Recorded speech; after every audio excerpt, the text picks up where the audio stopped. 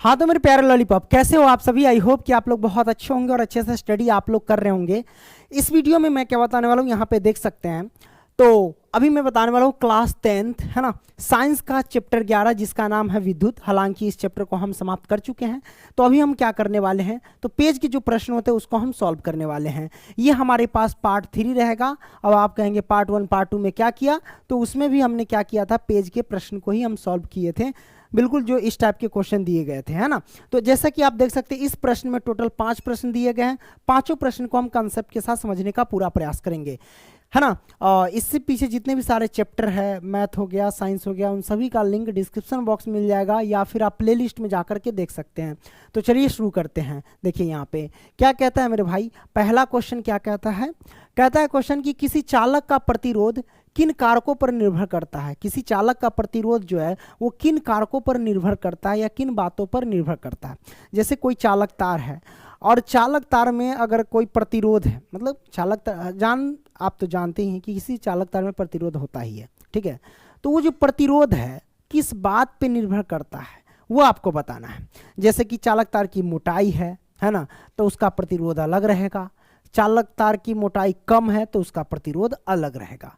यही चीज है इसमें, ठीक है। उत्तर मैंने लिखा कि एक चालक का प्रतिरोध जो है ना निम्न कारकों पर निर्भर करता है। पहला, उसकी लंबाई पे, क्या है, उसकी लंबाई पे, कितना लंबा है, बहुत ज़्यादा लंबा रहेगा तो उसमें प्रतिरोध ज़्यादा होगा, है ना। जैसे कि आप यहाँ से मान लेते हैं 10 किलोमीटर, जैसे ये मेरा डिजिटल बोर्ड है और बैटरी इन्वर्टर को रख देंगे 10 किलोमीटर आगे, तो उसमें क्या होगा, बराबर बिजली नहीं मिल पाएगी इसको, है ना, क्योंकि उसमें प्रतिरोध बढ़ जाएगा।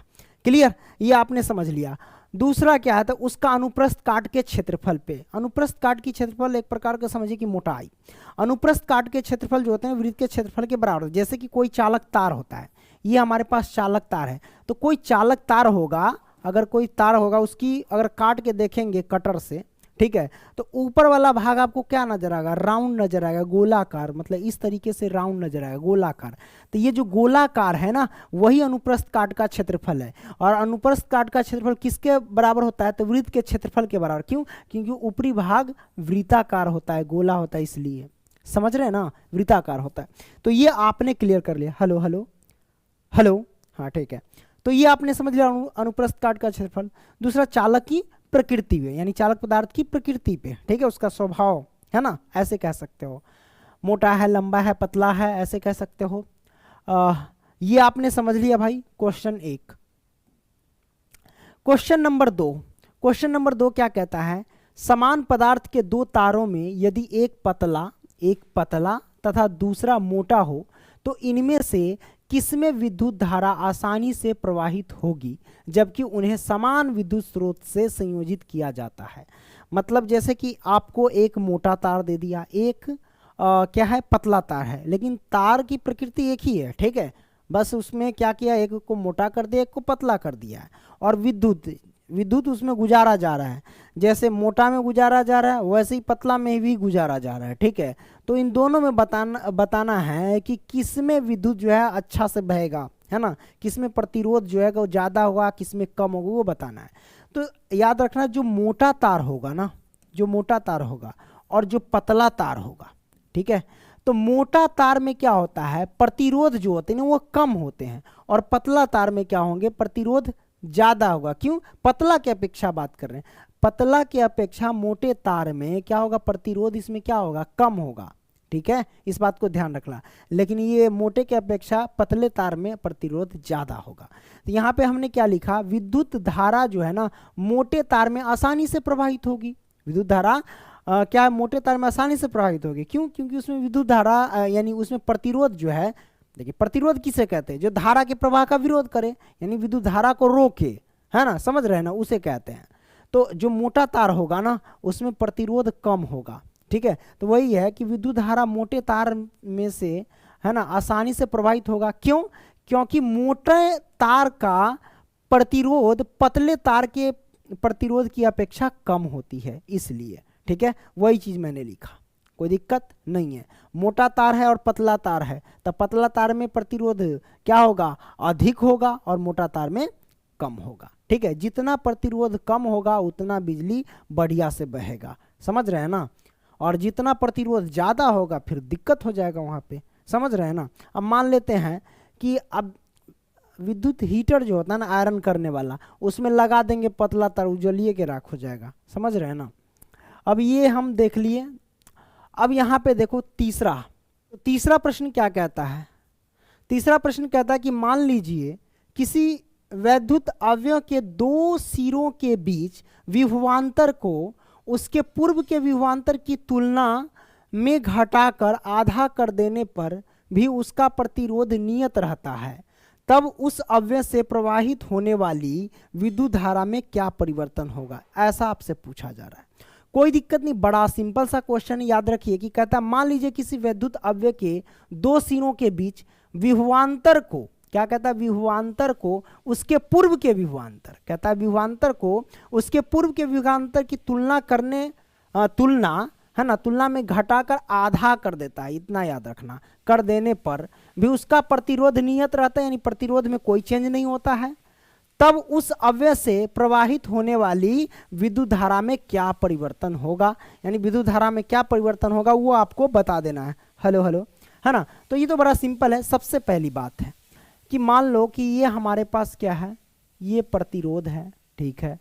अब इसको हमने परिपथ में जोड़ा, यहाँ पे हमने क्या किया, बैटरी लगा दिया, यानी सेल, ठीक है, लगा दिया, चलो कोई बात नहीं। अब यहाँ पे मान लो कि ये हमारे पास विभवांतर है V1, ठीक है। तो यहाँ पे धारा हमारे पास धारा 1 मान लिया, ठीक है। अब यहाँ पे आपको पता है ओम के नियम से लिखते हैं, ओम के नियम से तो ओम के नियम क्या कहता है, आपको पता है कि V बराबर IR होता है कि नहीं। तो अगर I बराबर निकालना हो, I तो R गुना में तो बटे में आ जाएगा, यही ना होगा I बराबर, तो वही चीज है। तो अब हम क्या करेंगे, ये धारा हो गया, तो हम इसको ओम के नियम से धारा बराबर लिख सकते हैं ना, धारा बराबर कि V बटा में R, ये लिख दिए। अब ध्यान रखना कि हमारे पास धारा 1 है, तो हम इसको क्या लिखेंगे, धारा 1, ठीक है, ये मैंने लिख दिया। अब V हमारे पास क्या, V1 है, तो विभवांतर हमारे पास 1 मान लिए, ठीक है, ये मैंने मान लिया, बस रख दिया, ये हमारे पास आ गया। इसको हम मान लेते हैं समीकरण 1, ठीक है।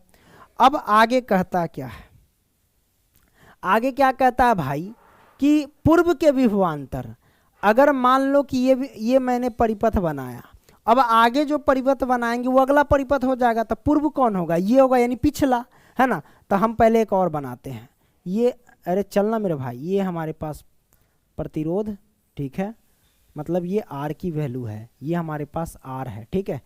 अब यहाँ से हम क्या करते हैं, ये सेल, ठीक है, चलो ये मैंने लगा दिया।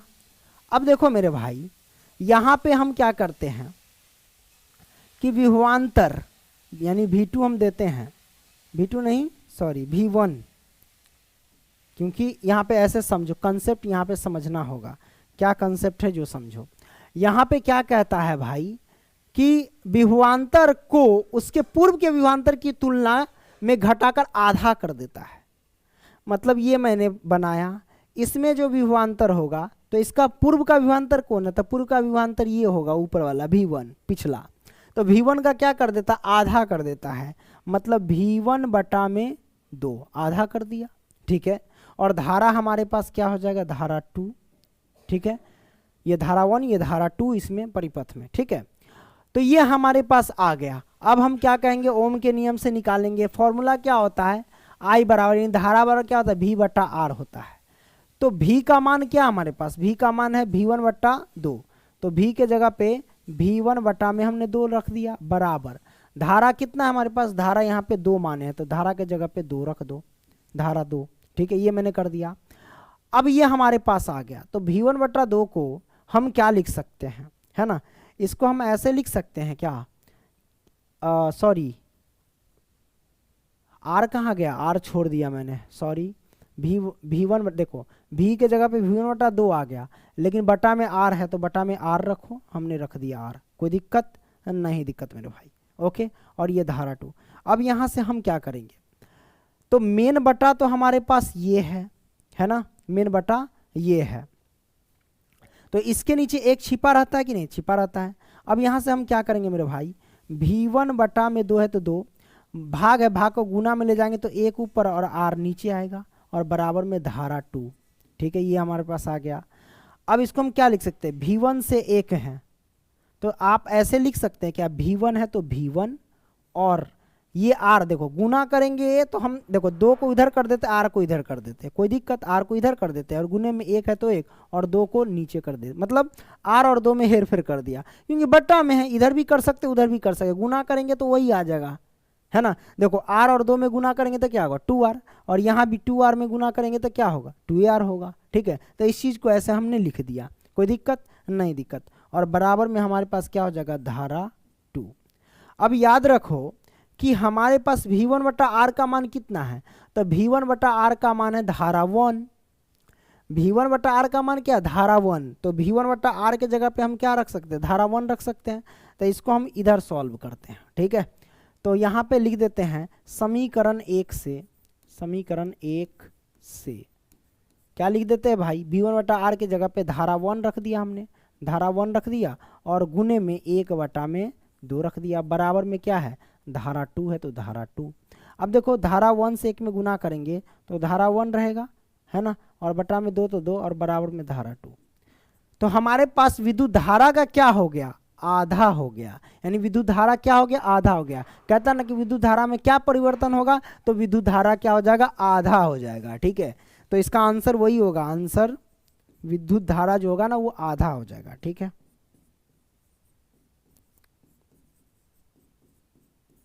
आधा हो जाएगा।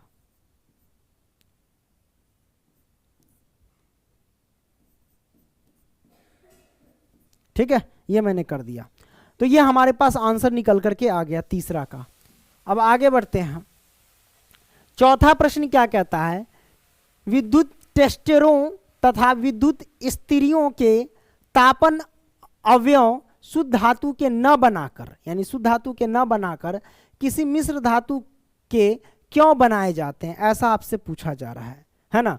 तो इसका क्या कारण है, सबसे पहले देख लो यहाँ पे टोस्टरो क्या है ना। टोस्टरो ये हमारे पास है, ये टोस्टरो है, इसमें हर किचन में आपको मिल जाएगा जो रखते हैं उन, है ना। इसमें क्या होगा, गर्म कर सकते हैं भोजन को, ठीक है, टोस्टरों से। और विद्युत स्त्रियाँ ये हमारे पास है आयरन, ठीक है, कोई दिक्कत नहीं। तो ये दोनों या इन सब में जो हमारे पास यूज किए जाते हैं, है ना, तार वगैरह यानी कोई भी मेटल, तो वो हमारे पास क्या होता है, शुद्ध धातु के नहीं होते हैं, वो मिश्र धातु के होते हैं। इसका कारण क्या है मेरे भाई है ना। तो पहला मैंने उत्तर लिखा कि विद्युत टेस्टरों तथा विद्युत स्त्रियों के तापन अवयव शुद्ध धातु के न बनाकर एक मिश्र धातु के बनाए जाते हैं। इसके निम्नलिखित कारण हैं। पहला, मिश्र धातु जो होता है ना उसका प्रतिरोध अधिक होता है, जैसे कि हमारे पास ये देख लो आयरन। तो आयरन में किसका उपयोग किया जाता है, नाइक्रोम का यूज किया जाता है, नाइक्रोम के तार का यूज किया जाता है ना। तो नाइक्रोम किससे मिलकर के बने होते हैं, निकेल से और क्रोमियम से। निकेल उसमें 80% और क्रोमियम 20% होता है, ठीक है ना। तो ये आपने देख लिया, तो निकेल और क्रोमियम मिलकर के नाइक्रोम बनते हैं, ओके। और इसी का यूज हम क्या करते हैं, आयरन में यूज कर लेते हैं। और ये एक मिश्र धातु, मिश्र धातु मतलब धातु का एक से अधिक धातु का मेल होना, मिलावट होना, ठीक है। इसका गलनांक अधिक होता है, इसका गलनांक जो होता है ना वो अधिक होता है, कम रहेगा तो यूज नहीं कर सकते हैं, क्योंकि जैसे आयरन है ना। तो आयरन तो भाई अगर कम गलनांक होगा तो ये तो इसमें गलिए जाएगा, खराबे हो जाएगा, समझ रहे हैं ना। लगभग 1400 डिग्री सेल्सियस तापमान होता है ना, किसका, नाइक्रोम के तार का गलनांक।